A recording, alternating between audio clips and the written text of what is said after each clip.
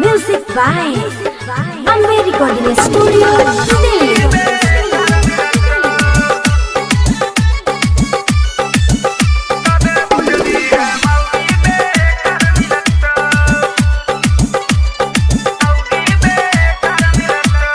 छौरा के तिलक में कार मिलत,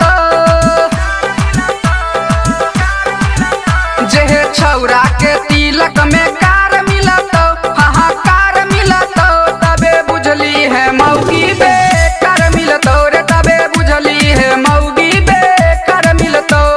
चोली में फोन लग तो अपना साथे छुप छुप के करतौ लभर से रोज बात, चौठारी में जकरा बोखार बोखार लगत, तबे बुझली है मौगी बेकार मिलत रे, तबे बुझली है मौगी बेकार मिलत।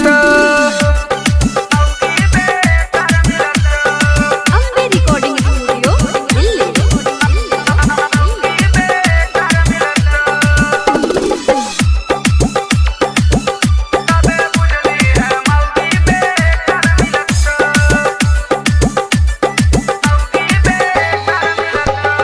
तिलक दहेज वाली छौरी नहीं हर के रह साल कनी आइन बनत,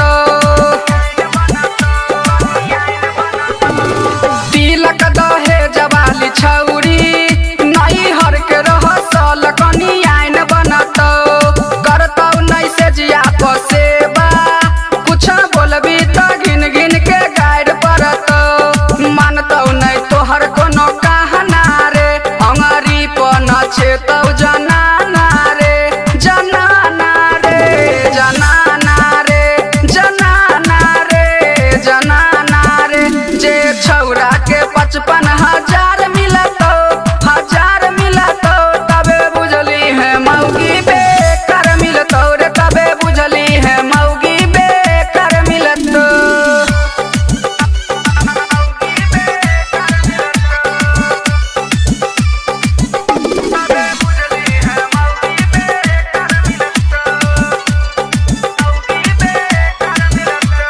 चिंता से गलतौ